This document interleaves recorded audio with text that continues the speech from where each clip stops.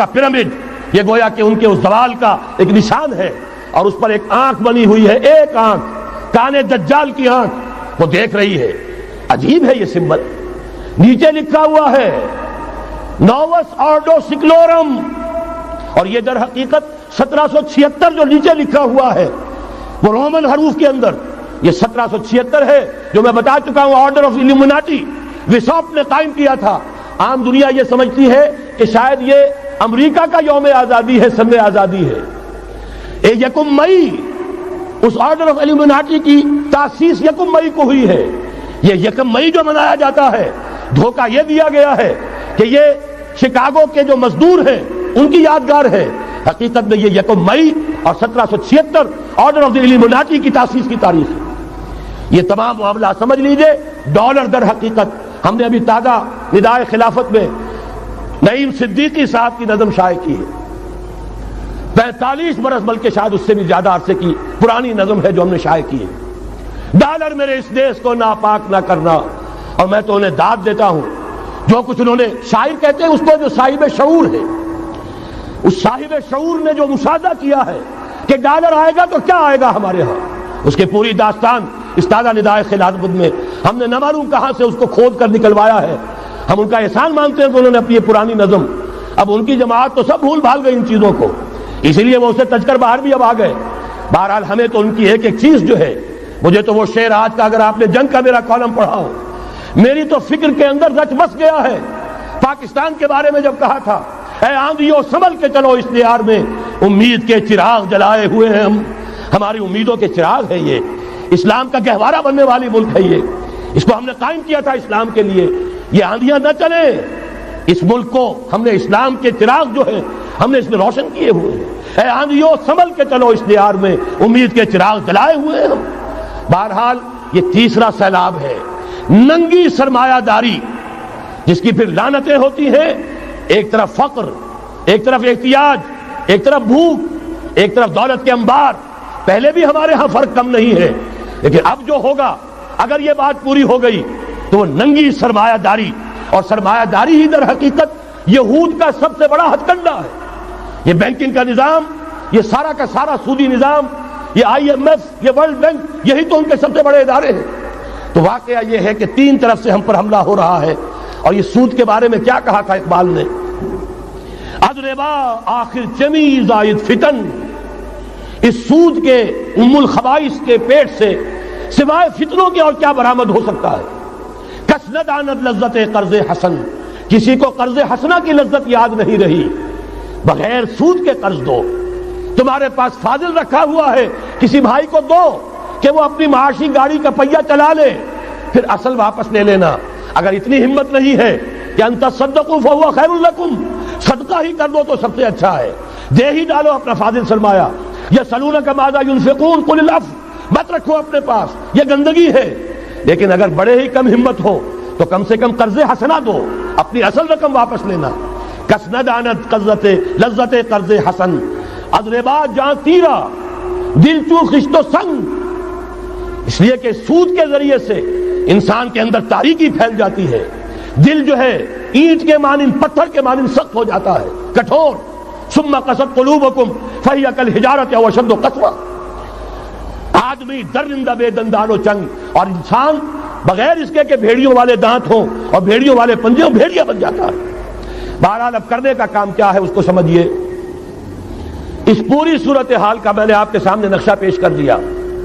ایک طرف مغرب سے نیو ورلڈ آرڈر، جو جیو ورلڈ آرڈر ہے، اس وقت کی سپریم پاور آن ارتھ، امریکہ کی سرپرستی میں بڑی تیزی کے ساتھ حملہ آور ہے۔ دوسری طرف وَمَكَرُوا وَمَكَرَ اللَّهُ وَاللَّهُ خَيْرُ الْمَاكِرِينَ، اللہ کو پامردی مومن پہ بھروسہ، ابلیس کو یورپ کی مشینوں کا سہارا۔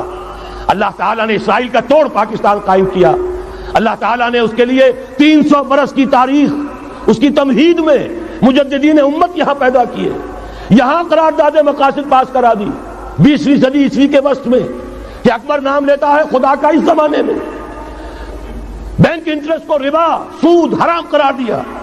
یہ سارے شواہد ہیں۔ اب ضرورت صرف ایک بات کی ہے، ایک زبردست عوامی تحریک اٹھے۔ یہ عوامی تحریک کیسی ہو؟ نمبر 1، فرقے واریت سے بلند ہو. یہ فرقے واریت جو اس وقت بہت بڑا فتنہ بن گیا ہے، جس کی کشیدگی بڑھتی چلی جا رہی ہے، اس کے اندر اگر ہم قوم کی حیثیت سے اگر ملوث ہوتے چلے گئے آخری تباہی آ جائے. فرقے واریت سے بلند، سیاسی کشمکش سے بلند، یہ سیاسی کشاکش، یہ حزب اختلاف، حزب اقتدار، اس سے بلند، اس سے کوئی بحث نہیں، کوئی دلچسپی نہیں. علاقائیت یا لسانی قومیت، اپنے دنیاوی حقوق کی فکر مت کرو بلکہ آخرت کی فکر کرو، اور یہاں اس کی اصل منزل خلافت کے نظام کی فکر کرو. ان تمام چیزوں کو پورا کرتے ہوئے یہاں پہ نظام خلافت قائم کیا جائے، یہ ہے واحد علاج. اور اسی کے لیے للکارنے کے لیے، اسی کے لیے دعوت دینے کے لیے ہم نے اس تحریک خلافت پاکستان کا آغاز کیا. تنظیم اسلامی نے اپنے لیے ہدف معین کیا ہے نظام خلافت علی منہاج النبوہ کا قیام، پہلے پاکستان میں اور پھر کل روئے عرضی پر. اب میں چند منٹوں میں آپ کو بتاؤں گا کہ وہ نظام ہے کیا. دیکھیے، اس موضوع پر میں پاکستان کے تقریباً تمام بڑے شہروں میں اکثر جگہ 3 دن 2 گھنٹے کی تقریر کر چکا ہوں.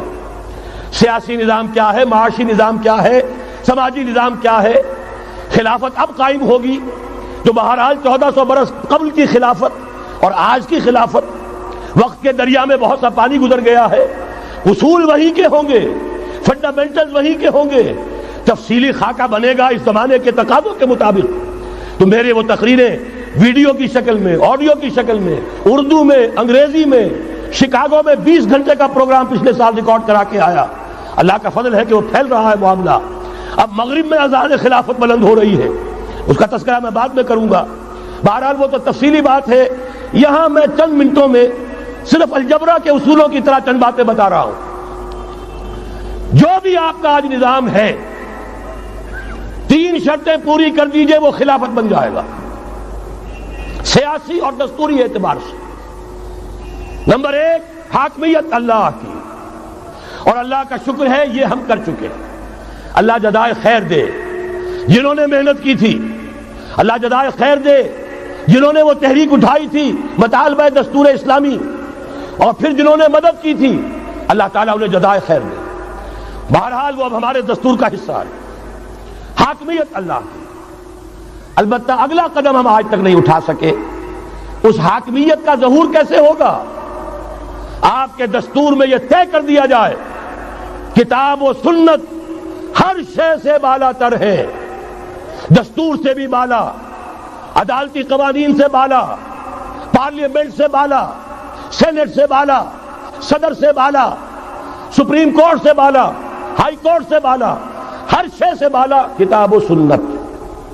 جب تک یہ نہیں ہوتا، قرارداد مقاصد کی حیثیت ایسی ہے کہ جیسے آپ سینما ہال کے اوپر آگے جو ہے قرآن مجید کا کوئی کٹمہ لگا دیں، اس کے سوا کچھ نہیں. یہ بھی غنیمت ہے کہ قرارداد مقاصد پاس ہوئی. اصل شرط یہ ہے کتاب و سنت کی ٹوٹل بالادستی. اور یہ بڑی کڑوی گولی ہے. عوامی تحریک جب تک نہیں چلے گی، لوگ جب تک اپنی خون کی ندیاں نہیں بہا دیں گے، یہ کڑوی گولی حلق سے اترنے والی نہیں. یہ IJI کی حکومت میں نہیں اتری، اسلام کے نام پر اقتدار میں آئے، اسلام کے نام پر ISI نے IJI بنوائی، اسلام کے نام پر انہیں ووٹ ملے، 2/3 کی اکثریت ملی. اس کے باوجود شریعت کی بالادستی کا ایکٹ، شریعت کی بالادستی کی دستور کے اندر ترمیم پاس نہیں کرائی گئی. معلوم ہوا اوپر زبردست کا ٹھینگا ہے، امریکہ کے سب پرستار ہیں، سب ڈرتے ہیں، سب کے لیے سب کو نظر آتا ہے بالآخر جو ہے اسی کے پاس جانا ہوگا.